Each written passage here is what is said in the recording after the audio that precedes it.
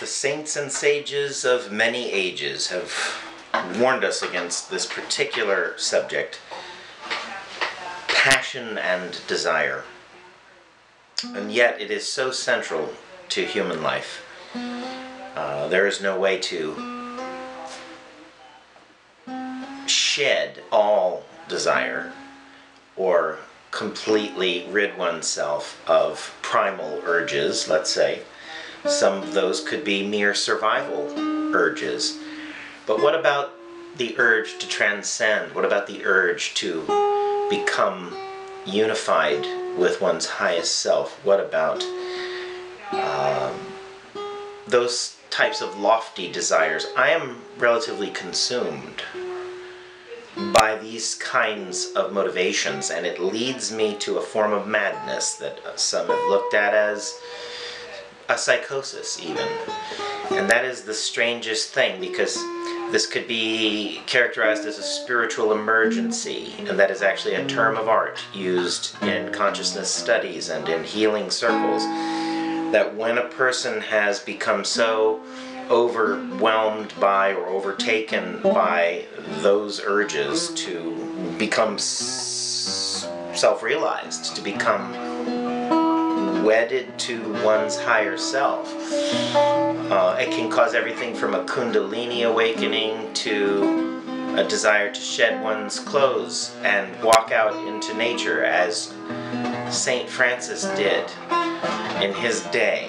So please, when we talk about these kinds of transformations, we're not just talking about an apparent psychosis. We're talking about what happened to historical figures such as Saint Francis, overwhelmed by the desire to become one with our environment, to become one with Mother Nature's original plan, with Father Sky's infinite wisdom, to be religious. Religious means to restore a bond, relegare, to restore a bond.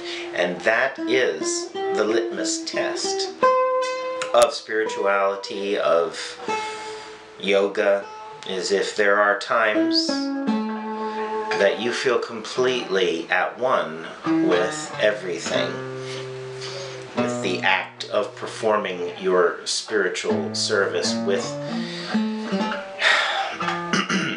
the making of your living, with the rearing of your family, with whatever it is that you are doing. You want to become unified. This is your deepest desire. You seek it with all your might.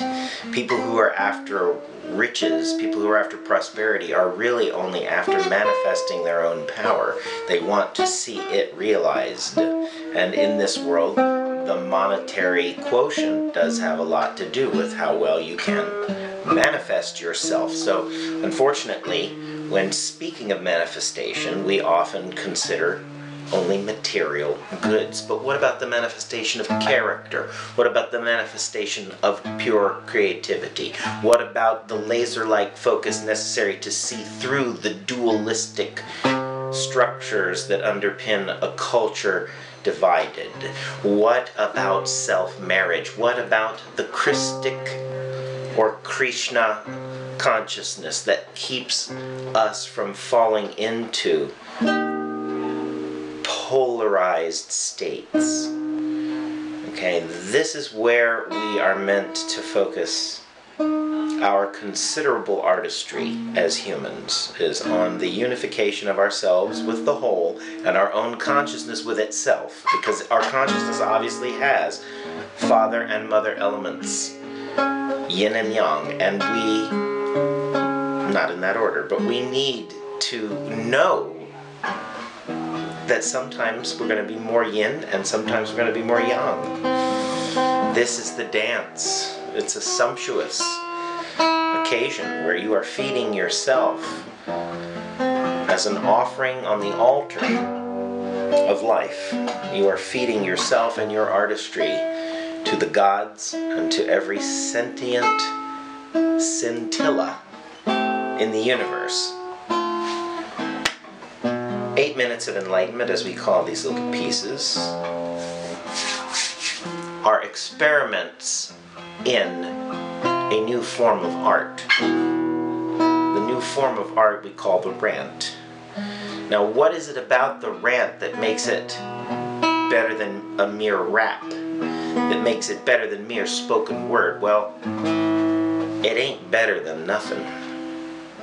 But it ain't nothing.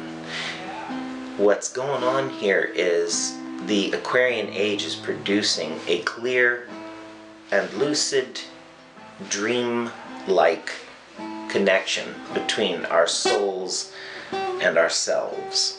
Our souls are part of a transcendent universe that has little to do with material manifestation, and we are the 3 and 4D and over time 5D representations of this eternal flower that we are all a part of. However, the music has decided to play again. The music that gets everybody up from their chairs. The music that makes us throw away limitation as an illusion. In the Aquarian age, through the marriage of Yin and Yang in all of us, there will be a second coming of something that transcends this universe and creates its own laws of physics. These are the changes that are occasioned by a conflux of time energy. It comes along with certain meditators, certain prayerful beings, certain generations of souls seeking to alter the fundamental properties of time and space. We call these the sons and daughters of eternal time. And there are those who want to hold on to old ways such as greed. There are those who want to hold on to the idea that the planet is expendable in the pursuit of our self-realization, but it is not. The Rainbow Warriors, these eternal sons and daughters of light, have come to say the planet is not expendable, for it is itself sentient. It is itself sentience. And we are wedded to it, so we are cutting off our own limbs and poisoning our own blood by harming Gaia's face. Let us pray upon our knees that we do not continue in this vein. Peace be with you all in your journeys beyond self and into the One.